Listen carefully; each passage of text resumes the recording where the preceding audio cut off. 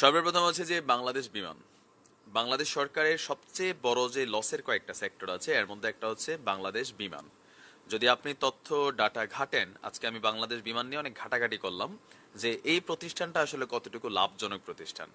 বিশ্বের অন্যান্য দেশে আপনি দেখবেন যে মানে সরকারের যে পরিবহন সেক্টরগুলো আছে, ধরেন কি বলা হয়, বাস, ট্রাক, রেল, তারপর হচ্ছে জাহাজ অথবা বিমান, এগুলো হচ্ছে সরকারের একটা বড় আর্নিং একটা সোর্স। কিন্তু বাংলাদেশে দুর্ভাগ্যজনকভাবে স্বাধীনতার 48 বছরে কখনো বিএনপি, কখনো আওয়ামী লীগ, কখনো জাতীয় পার্টি বা কখনো অন্য কেউ, প্রত্যেকটা রাজনৈতিক দল কিন্তু ক্ষমতায় থেকেছে, ক্ষমতার থেকে গেছে, কিন্তু দুর্ভাগ্যজনকভাবে কেউই কিন্তু এই সেক্টরগুলো থেকে দেশের জন্য লাভজনক কোনো প্রতিষ্ঠানে এই সেক্টরগুলোকে আপনার পরিবর্তন করতে পারেনি। দোষ শুধু আপনি একা আওয়ামী লীগের দিলে হবে না, কারণ এই দেশটাতে স্বাধীনতার পরে যতগুলো রাষ্ট্র কেউ রাজনৈতিক দল ক্ষমতার মসনদে বসেছিল, তাদের মধ্যে তো প্রত্যেকটা রাজনৈতিক দল ছিল, কিন্তু এই সেক্টরগুলোকে কেউ আসলে ডেভেলপ করে নাই। যখনই যারা ক্ষমতায় ছিল তখনই তারা এগুলো থেকে বিশাল একটা অর্থ লুট করছে, আর সেই লুটের অর্থ দিয়া ব্যক্তিগত সাম্রাজ্যগুলোকে তারা বুনিয়াদ করছে। আর দিন শেষে আমার টাকা আপনার টাকা তাদের পকেটে গিয়ে এগুলো বিদেশে পাচার হয়েছে। এগুলা ডাটা তথ্য অনুযায়ী বিবিসি বাংলার 2020-এর প্রথম দিকে করা একটা ডাটা অনুযায়ী যে বিমান সেক্টর গত 48 বছরে 28 বছর শুধু লস দিছে আর 20 বছর লাভ দেখছে। এখন লাভ আসলে কারে বলে? আমার মনে হয় যে তাদেরকে নিয়ে ক্লাস 9-এ ভর্তি করা দরকার, অথবা ধরেন ক্লাস 8-এ ভর্তি করলেও চলবে, যারা বিমান বাংলাদেশে কর্মরত আছেন, উইথ ডিউ রেসপেক্ট। বাট আপনাদের লাভের হিসাব দেখা ছোট বাচ্চারা হাসবে। মুসলিম ভাইয়ের বউরে খবর দিলে আবার হেবিডিস ইত্যা দেব, আমি নিজেই এই কারণে বলতেছি। আনিসুর রহমান ভাই ধন্যবাদ। জাহিদ ভাই সরকারি 2,500 টাকা অনেকে পায় নাই, আপনি প্রতিবাদ জানান। হ্যালো ভাইয়া, কেমন আছেন? বাংলাদেশ গ্রাম পুলিশ ভাইজান ধন্যবাদ।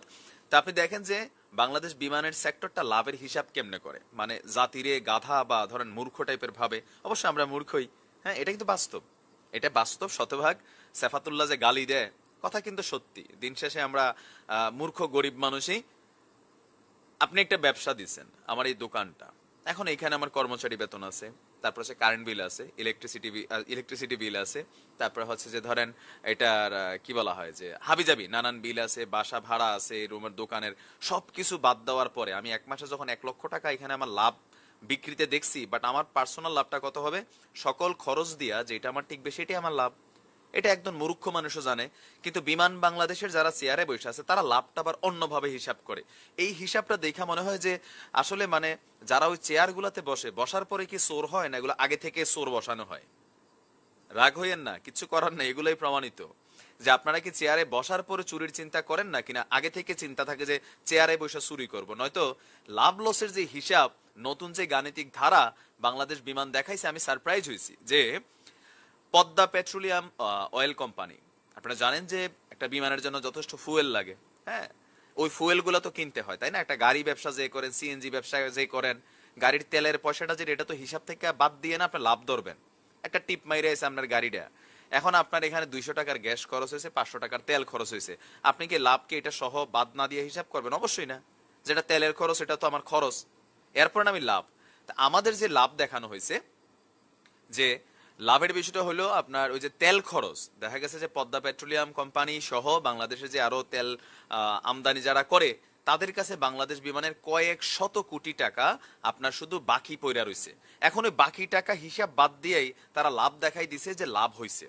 তার মানে বাংলাদেশ বিমান একটা লস সেক্টর। এটা শুধু এখন না, আপনি বুঝেন না, এই লুটপাটটা কিন্তু আপনি একটা সেক্টর দেখান সরকারের আন্ডারে, বিআরটিসি, তারপর হচ্ছে যে বাংলাদেশ রেলওয়ে, কখনো কালো বিড়াল কখনো সাদা বিড়াল, বিড়ালরা আসে খায়, কেউ নীরবে খায়, কেউ আওয়াজ করে খায়, আওয়াজ খেলে আবার ধরা খায়, ধরা খাইলে আমরা লাফাই। কিন্তু আপনি আমি আমরা যারাই লাফাই, দল কিন্তু আওয়ামী লীগ, বিএনপি, জামাত আর জাতীয় পার্টি, এই 4টা দলই তো রাজনীতিতে আছে। ক্ষমতায় যারা বসে, কেউ যৌথ কেউ একা, খায় কিন্তু সবাই।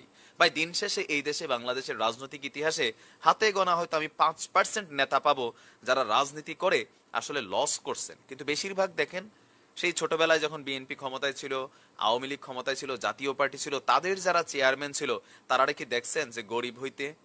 বা এখনকার যুগে যারা চেয়ারম্যান আছে, বা ধরেন বিগত বিএনপি সরকারের আমলে যারা এমপি ইলেকশন করছে, চেয়ারম্যান হয়েছে, উপজেলা চেয়ারম্যান হয়েছে, তাদেরকে দেখছেন কাউরে গরিব ছিল?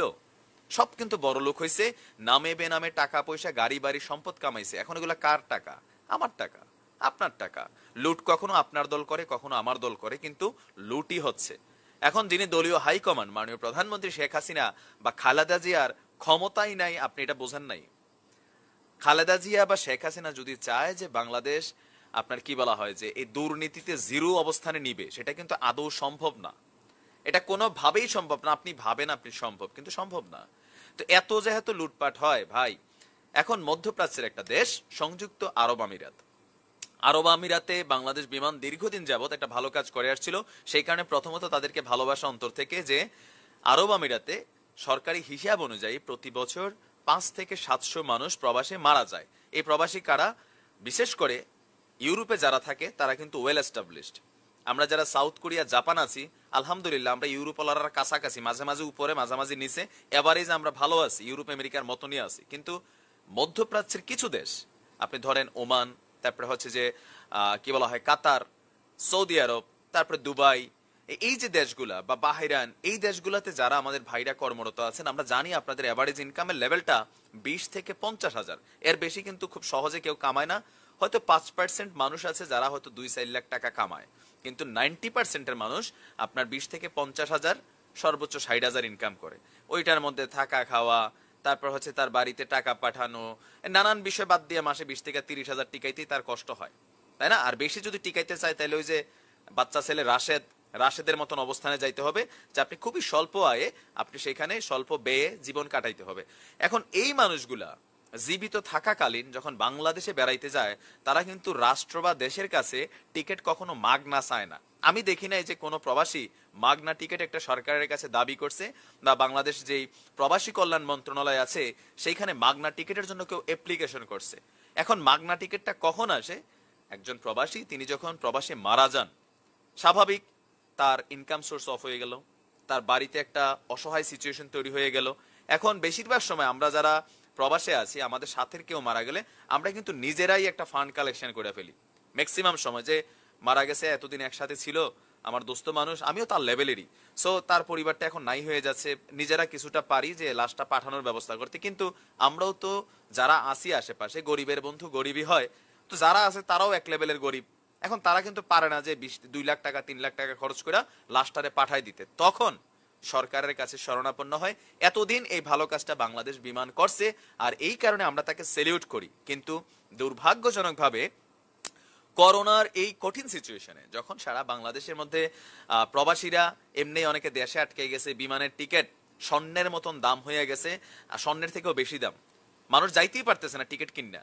সেই অবস্থায় আপনি জানেন যে করোনাতে সংযুক্ত আরব আমিরাতে প্রায় 50-এর উপরে বাঙালি মারা গেছে, তাদেরকে ওইখানেই দাফন করা হয়েছে। এটার কারণ হচ্ছে আলাদা, কারণ করোনা আক্রান্ত কোনো লাশ এরোপ্লেনে আসলে বহন করে না, সেই কারণে তাদেরকে ওইখানে দাফন করা হয়েছে। কিন্তু এরপরে যখন এই বক্তব্যটা আসলো গতকালকে বাংলাদেশ বিমানের পক্ষ থেকে, যে প্রবাসীদের মৃত যে দেহ সেটাকে আর বিনামূল্যে সরকারি যে সংস্থা বিমান বাংলাদেশ তারা বহন করবে না।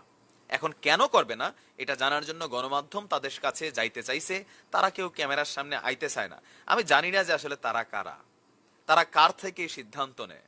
এখন প্রবাসীদের বিষয় আসেন, প্রবাসী আমি আপনি যে প্রবাসী আছি, আপনি জানেন যে সবচেয়ে বেশি কি বলা হয় যে আবেগী, তারপর হচ্ছে যে কি বলেন আপনি যে দিক থেকে দেখেন, মানে সবচেয়ে কোয়ালিটিলেস কিন্তু আমরা প্রবাসীরাই, কারণ ওই যে আবেগ বেশি। আমরা ভাবি আমাদের নামের আগে মস্কা লাগাইছে রেমিটেন্স যোদ্ধা, হ্যাঁ, যেমন হিরো আলম নামের আগে লাগাইছে হিরো। রাগ হইয়েন না, হিরো আলমের ভক্ত থাকতে পারেন, এটা আপনার পার্সোনাল ব্যাপার। হিরো আলম নামের আগে হিরো লাগানোর কারণে হয়েছে কি, তার অভিনয় কোয়ালিটি কি, তারে মানুষ কতটুকু পছন্দ করে সেটা জরুরি না, সে হিরো লাগাইছে দ্যাট মিনস একটা হিরো হিরো ভাব ভাইয়ের উপরে আসে, ছবিও আসতেছে সাহসী হিরো আলম আসতেছে নি আসতেছে। এখন প্রবাসীদের ক্ষেত্রেও কোন বেটায় যে এই নাম লাগাইছে, মস্কা লাগাইনি একটা অংশ রেমিটেন্স যোদ্ধা, আমি হাসি, রাগ হইয়েন না, প্রবাসীরা আবার ভাবেন যে ভাই বাস দিতেছেন আমাদেরকে, না, গোপন জিনিস এগুলা। আচ্ছা রেমিটেন্স যোদ্ধা আমাদের মানে লাগাই দিল, হ্যাঁ, ধরেন কি কয় যে বিড়ালের গলার ভিতরে বিড়ালের যদি আপনি মনে করেন ডোরা কাটা, বা কুত্তারে যদি আপনি রং কইরা বাঘের কালার দেন, এটাকে আসলে বাঘ হবে? যোদ্ধা যে শব্দটা, রেমিটেন্স যোদ্ধার যে মূল্যায়নটা বা সেটার যে মিনিংসটা, সেটাকে আমাদের প্রবাসীদের বেলায় কখনো করা হয়? হয় না। মাঝে মাঝে আসে লাইভে, অনেক এমপি আসে, তারপরে অনেক সংগঠন আসে, অনেক ধরনের নেতারা আসে, আইসে সংসদেও ধারাভাষণ দেয়। পার্থ ভাই খুব রেসপেক্টেবল একজন পার্সন আমার কাছে, বাট আপনারা দেখেন যে আসলে উনি একজন ব্যারিস্টার, কিন্তু ব্যারিস্টার সুমন ভাই তিনিও একজন ব্যারিস্টার। তারপরে ধরেন এমপি নিক্সন চৌধুরী, আওয়ামী লীগের খুব কাছের পরিবারের লোক। এরকম কিছু ফেস আছে না যাদেরকে আমরা লিডার বানাই, প্রবাসীদের গার্ডিয়ান বানাই ফেলেন। আচ্ছা, এই গার্ডিয়ান গুলা এই পর্যন্ত ব্যারিস্টার আন্দালিব রহমান পার্থ বা ব্যারিস্টার সাইদুল হক সুমন তারা একটা রিট করছেনি প্রবাসীদের পক্ষে যে প্রবাসীদের ব্যাপারে এই জিনিসগুলা দেওয়া হোক? ব্যারিস্টার আন্দালিব রহমান পার্থ কোনো এক সময় আপনার, একটা মিনিট বস,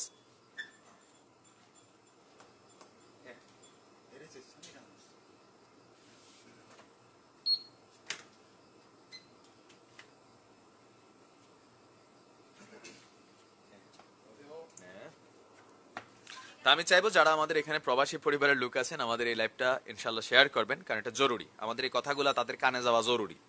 এই যে যারা আমাদেরকে নিয়ে বিভিন্ন সময় আবেগ অনুভূতির খেলা খেলে, হ্যাঁ, বিভিন্ন মস্কা লাগায়, কার্যত প্রবাসীদের পক্ষে এই পর্যন্ত সরকার বা রাষ্ট্রের পক্ষ থেকে একদম শতভাগ ফলো করার মতন কোনো আইন কি এই পর্যন্ত নাজিল হইছে? মাঝে মাঝে আলোচনা হয়, আইন কিন্তু নাজিল হয় না। দল আওয়ামী লীগ, দল বিএনপি, দল জাতীয় পার্টি ক্ষমতায় ছিল, কারা কারা এই কাজগুলা করে? কেউই করে না। প্রবাসী সংগঠন নামে বেনামে নানান সংগঠন গড়ে উঠছে, আবার গরিবের বদনাম হইতে পারে যে সংগঠনের বিরুদ্ধে অপপ্রচার করে। আমি নাম নিলাম না, আমি আবারও বলি, এইসব প্রবাসী সংগঠন দিয়া ভাই ফেসবুক সম্পর্কে একটু বুঝালন। বিশ্বাস করেন, ফেসবুক এমন একটা জায়গা, এটা হচ্ছে রঙ্গলীলা তামাশার জায়গা। এইখানে বৈশা সারা দিন, ফর এক্সাম্পল বাংলাদেশে 5 কোটি ফেসবুক ইউজার আছে, ফর এক্সাম্পল 4,99,99,000 ফেসবুক ইউজার যদি কোনো একটা বিষয় নিয়ে আন্দোলন করে, সরকার যদি না চায় বা কোনো ডিপার্টমেন্ট যদি না চায়, কোনো লাভ নাই। আপনি ভিডিও বানাইবেন, কেউ এখান থেকে কামাবে, কেউ লাইক কমেন্ট শেয়ার নেবে, কেউ এটাতে আবেগে গালি দিবে, এই ছাড়া কাজের কাজ কিন্তু কিচ্ছু নাই। আমাদের এই লাইভেরও কোনো ভ্যালু নাই, বাট তারপরেও এটা একটা প্ল্যাটফর্ম যেখানে নিজের মনের ভাষাগুলা উপস্থাপন করা যায়, সেইখানে আসলে উপস্থাপন করি। জীবিত মানুষটা তো কখনো টিকিট চায় নাই বা ডিসকাউন্ট দেন 500-1000 সরকারের পক্ষ থেকে, এগুলো তো চায় নাই। একটা মানুষ মইরা গেছে, অন্তত তার লাশটা তো তার দেশে যাওয়া, এটা তার নৈতিক অধিকার, এটা তার দেশের কাছে পাওনা। এখন তার এই লাশ তার বন্ধুরা পাঠাবে, এই ধরনের দায়িত্ব তো বন্ধুদের কাঁধে নাই। এরপরে আমরা বন্ধুরা মানবিক, আমরা রাষ্ট্রের থেকে বেশি আসলে মানবিক। রাষ্ট্র আমাদের প্রতি যতটুকু মানবিক, তার থেকে বেশি মানবিক আমরা যেখানে যারা থাকি, যার কারণে লাশটা কোনো রকমে পরিবারের কাছ পর্যন্ত পৌঁছাই দেয়। কিন্তু এই দায়িত্ব যাদের, তাদের কি হয়? এখন এগুলো আসলে দেখবে কে? আমরা বলতে পারি, কিন্তু মানে দেখার বিষয়টা কার? যাদের দেখার বিষয় তারা কি দেখে না? কোনো জবাবদিহিতা নাই। আপনি দেখেন কোথাও কোনো জবাবদিহিতা নাই, যার যেটা মন চায় সে এইটাই করে। আর এটা শুধু আজকে থেকে চলমান বিষয়টা তা না। আবার ভাইবেন না যে এটা আওয়ামী লীগ সরকারের আমলে হয়েছে, না, অতীতে শুরু হয়েছে ফেসবুকের কারণে। এই মুহূর্তে আইসা হয়তো আমরা আলোচনাগুলো আওয়ামী লীগ সরকারের সময় সুযোগ হয়েছে, কারণ ডিজিটাল প্রযুক্তিটা এই যুগে আসছে, এখন আমরা ব্যবহার করছি। কালকে যদি বিএনপিও ক্ষমতায় আসে, আমাদের এই বক্তব্য উল্টাপাল্টা করলে কিন্তু বিএনপির বিপক্ষেও যাবে, এটা বাস্তব। আর আমি কোনোভাবে আশাই করি না যে কালকে বিএনপি ক্ষমতায় আসলে ধরেন প্রবাসীরা রাতারাতি আমরা হিরো হয়ে যাবো, এয়ারপোর্টে আমাদেরকে ফুল দিয়া বরণ করবে, আমাদের লাগেজ কাটবে না, বিনামূল্যে লাশগুলো আনবে, যার যার জায়গায় বসে শেষে ধান্দা করবে, এই ছাড়া আর কিচ্ছু না। আসবে, আইসা দুই একটা ডায়লগ দিবে, কিন্তু আপনি দেখবেন কার্যত কোনো পদক্ষেপ নাই। আছে? বলেন আছে? কে নিছে পদক্ষেপ? আমি যখন কথা বলি সার্বিকভাবে বলি, কিন্তু আমার কথাগুলোকে আপনি ভুল প্রমাণ করে দেখান বস, সেই সুযোগ আপনি পাবেন না। মিজানুর রহমান লিটন ভাই ভালো আছি। ক্যাপিটাল স্টাইলস ভাই অনেকদিন পর, বস কেমন আছেন? সুমন মিয়া ভালো আছি। এখানে অনেকেই কমেন্ট করছেন, আমি কিছু কমেন্ট এখন নিচ্ছি। তো প্রবাসীরা এসব আবেগে জড়াইয়া মরাইয়া লাভ নাই। ওই ভাই জীবিত থাকতে কিছু টাকা পয়সা আপনি এক কাজ করেন যে সঞ্চয় করে রাখেন, কারণ লাশ ভাই মরে গেলে তারা নিত না। আমরা কিতা করতে এরকম ফিটটা তো নিয়ে লাশ তুলে দিতে পারতাম না, তাই না? এটা একটা এলাকার রোড না যে বাড়ির গাড়া দিয়ে গাড়ি চালাইবা, আমার একটা জিনিস তুমি গাড়ির ছাদে করে নিবে না, বিমান চলে আকাশে, আমনে থাকেন প্রবাসে, হ্যাঁ, লাশ কেমনে যাবে দেশে? সুতরাং আমাদের নিজেদেরই সেফটি দরকার, নিজেরার সেফটি নিজেরাই করেন। যখন প্রবাসে যান, ইনকাম টিনকাম কইরা, যে লাশ যদি আল্লাহ না করুক যদি প্রবাসে আপনি মারা যান, তাহলে অন্তত এই টাকাটা আপনি যেন আপনার লাশটা অন্তত পাঠানোর জন্য আপনি একটা আলাদা সেভিংস রাখেন, কারণ এটাও লাইফের জন্য সবচেয়ে জরুরি। এমন অনেক ঘটনা আছে যে প্রবাসীরা যখন মারা যায়, বাংলাদেশে বউ পল্টি লয়, বাপ মাও পল্টি লয়, বিভিন্ন সময় এরকম খবর আসে। সো এই আশা করেন না, সবার বাপ মা এক না, স্ত্রীরা এক না, অবশ্যই, বাট তারপরে তো হচ্ছে। নিজের সেফটির জন্য নিজের লাশটা যাতে দেশে পৌঁছাইতে পারে নিজে কামাই কইরাই আপনারা প্রয়োজনে সেভিংস করেন, অথবা বন্ধুদের মাধ্যমে একটা সমিতি করতে পারেন, দেশে লাশ পাঠানো সমিতি অথবা লাশ সমিতি, সমিতির নাম হবে কি লাশ সমিতি। আচ্ছা, ওমর ফারুক ভাই প্রবাসী নবাব আছেন, ধন্যবাদ ভাই। সুমন ভাই ওয়ালাইকুম আসসালাম। মোহাম্মদ নীরব ভাই ধন্যবাদ, শাকিল ভাই ধন্যবাদ, আব্দুল্লাহ আল হুমায়ুন ভাই ধন্যবাদ, এমডি সুমন ভাই ভালো আছি। এই ছাড়া কিন্তু গতি নেই। আমার কথা বুঝেন, আমি আবেগে চলি না, আমি বিবেকে চলি। আজকে আমি মারা গেলে কালকে যদি কয় কুরিয়ার থেকে লাশ ফ্রিতে ফাড়াইতো না, তো আমার লাশ তো ভাই কি এখানে কুরিয়াতে মারি দিব, সরকার খাদাই লইব। এখন আমি তো চাই না আমার লাশ এইখানে খাদাক, আমি চাই আমার দুইটা সন্তান আছে, আমি মরার পর অন্তত আমার আত্মীয় স্বজন কেউ যে কবরের মধ্যে একটু মাটি দেখ, অন্তত কোনো একদিন নাতি ফতিরা যাইয়া দোয়া করুক, এটা সবাই চাই। লাশটা তো অন্তত দেশের মাটিতে পৈতৃক ভিটায় যাইয়া, পৈতৃক খ্যাতে হোক ফাঁত্রে হোক, নিজের এলাকার কবরস্থানে আমাকে শায়িত করানো হোক, মানুষ আমাকে জানাজা দিক, এটা সবারই একটা চাহিদা, জীবনের শেষ চাহিদা। আর এই চাহিদার জন্য আপনারা যারা আছেন বিশেষ করে দুবাইয়ে বা আরব আমিরাতে, এটা তো যাই না গেছেন, নিবে না, এখন কিতা করতেন পারবেন, মারবেন, পারলে ঠেকাইতে পারবেন না, সুতরাং নিজেরাই সাবধান হন। আজাদ ভাই ধন্যবাদ, এমডি আলী ভাই ধন্যবাদ, নীরব ভাই ভালো আছি। শাকিল আহমেদ ভাই আমার কথায় যুক্তি আছে, যুক্তিবাদী বসাই দিতে পারেন নামের আগে। তারা অনেকেই জয়েন করেছেন, কিন্তু এটা একটা দুর্ভাগ্যজনক ব্যাপার। আসলে দেখবে কে? প্রত্যেকটা বিষয় যদি মাননীয় প্রধানমন্ত্রী দেখতে হয়, তাহলে যারা রাষ্ট্রের বিভিন্ন দায়িত্বশীল চেয়ারে বসে রয়েছেন তারা আসলে কি করেন? আমি দেখছি যে মানে বাংলাদেশে আমাদের একটা বিচার বিভাগ আছে, এটা হচ্ছে একদম স্বাতন্ত্রিক একটা প্রতিষ্ঠান, কিন্তু বিচার বিভাগের অধিকাংশ কাজ মাননীয় প্রধানমন্ত্রীর নির্দেশনা দিতে হয়। তিনি তো আসলে বিচারক না, আপনার বুঝতে হবে। প্রধানমন্ত্রীর কাছে আপনারা অনেকে বিচার চান, আচ্ছা এটা একটু ক্লিয়ার করি।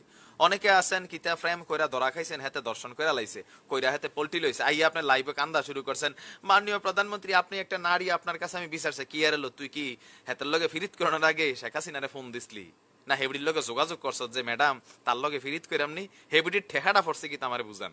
আপনি আকাম করেন ব্যক্তিগত দায়িত্বে, কিছু আছে ব্যক্তিগত আকাম, আকাম কইরা লাইভে এসে প্রধানমন্ত্রীর কাছে বিচার চান। উনি কি বিচারক?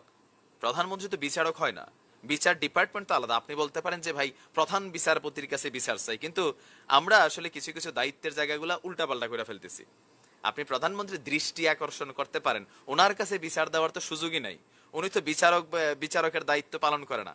তবে অলিখিত ভাবে উনি যখন কোনো বিষয়ে মানে মাথা ঘামান, সেটা আমরা দেখছি যে সেটা একটা পজিটিভ রেজাল্ট আসে। সেই কারণে হয়তো জাতি আবেগে হয়তো এই কাজগুলা করে, বাট এই কাজগুলো আপনার খেয়াল রাখতে হবে, মাননীয় প্রধানমন্ত্রী বিচারক না। আর দ্বিতীয় কথা হচ্ছে, আপনি ব্যক্তিগত আকাম করছেন, ধর্ষণ করছেন, চুরি করছেন, প্রেম কইরা ধরা খাইছেন, এরপরে 5 বছর টানা ধর্ষিত হয়েছেন, মানে যেই কোনো ঘটনায়, কেন প্রধানমন্ত্রীর তো আরো অনেক কাজ আছে ভাই, উনি ঠিকমতো ঘুমানোরও টাইম পায় না। এখন আপনি হুদো কাজে মনে হয় যে ওনার লগে আপনি যোগাযোগ কইরা আকামডি করছেন, করার পরে ওনার কাছে বিচার দিচ্ছেন। এরকম বিচার যারা দেয় আইসিটি এনে তাদেরকে ধরা দরকার। একটা আছে যে সামাজিক ইস্যু, যেমন ধরেন নুসরাত জাহান রাফি, মেজর সিনহা হত্যাকাণ্ড, এগুলা আলাদা ফ্যাক্ট, এগুলাতে আমরা প্রধানমন্ত্রীর দৃষ্টি আকর্ষণ করতেই পারি।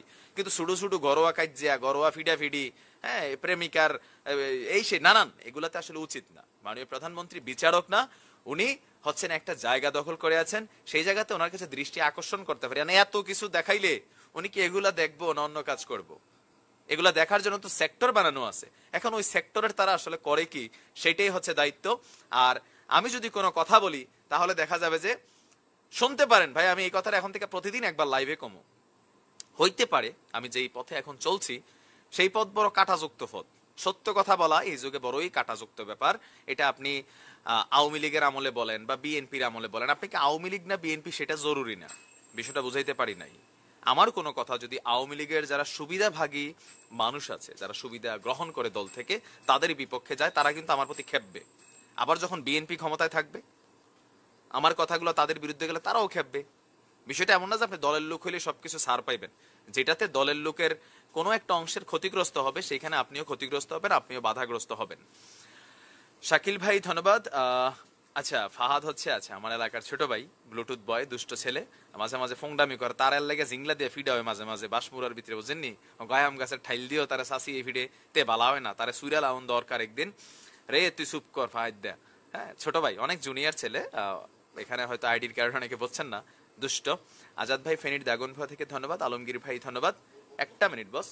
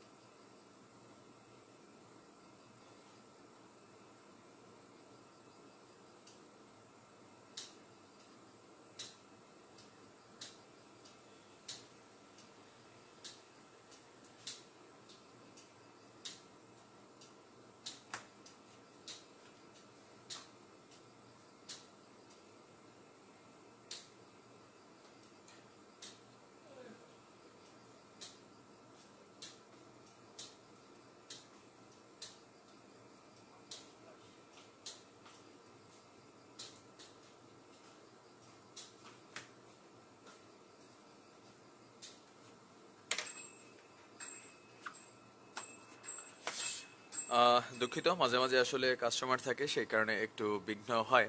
নীরব ভাই, এটা একটা সুপার শপ। হারিবল চন্দ্র দাস ভাই দেবিদ্বার থেকে দেখছেন, প্রত্যেক প্রবাসী বাংলাদেশ বিমানের টিকিটকে বয়কট করা উচিত।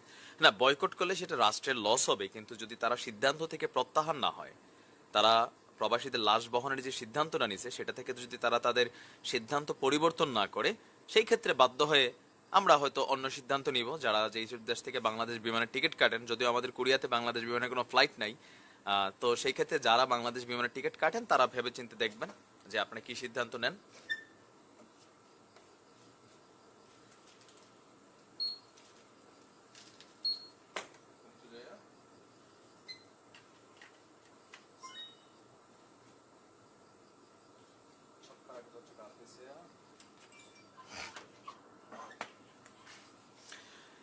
এবি আকাশ ভাই অনেকদিন পর।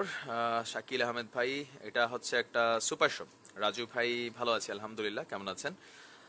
তো যাই হোক, এই বিষয়টা মনে হলো যে জরুরি। তবে এখনই সিদ্ধান্ত নিতে হবে না যে টিকিট কাটা বন্ধ করবেন, সেটা না। কারণ আমরা চাই দেশের ইনকাম হোক, বাট সেই ইনকাম যদি আমাদের কাজে না লাগে, তো সেই ইনকামের ক্ষেত্রে অনেক সময় আমাদের সিদ্ধান্ত নেওয়ার সুযোগ আছে যে আমরা কোন এয়ার ফ্লাইটে মানে বাংলাদেশ যাবো, বাংলাদেশ থেকে আসবো।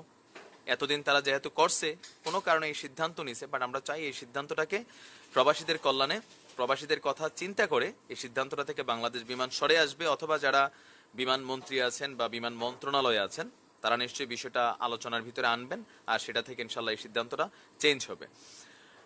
ভাই, আপনি তো নজর এনেছেন বালিশ কেলেঙ্কারি ঠিকাদার জামিন পায়। জি জি জি ভাই, গোপনে অনেক কিছু হয়, নজর রাখি পিছনে এগুলা কি হচ্ছে না হচ্ছে। কারণ এই যে পরিশ্রম। তবে একটা ভালো সংবাদ, কি বলা হয় যে ওসি প্রদীপ দাস অবশেষে কিন্তু ক্যাচ খাইছে। লিয়াকতের যে বক্তব্য আসছে নিশ্চয়ই অনেকে মিস করছেন, আমার ইউটিউব চ্যানেলে ভিডিও আপলোড করা আছে, দেখে নেবেন। শাহিদুর রহমান ভাই, ওয়ালাইকুম আসসালাম। হ্যাঁ আজাদ ভাই, এটা ভৈরা দেশে, এটা আসলে আমাদের কুমিল্লার ভাষা। ফাহাইদাতে এরুমা ফোংডা ফোংডা কথা কয়, সাসিয়ে তারে মারে। তো একদিন এক ভৈরা দিছে, আমি কই, এই কি কস? ভাই আপনি নেগেটিভ নিয়েছেন, এটা আঞ্চলিকতা, এটা নেগেটিভ নেওয়ার কিছু নাই, এটা জাস্ট হচ্ছে কুমিল্লার খাস আঞ্চলিক ভাষা,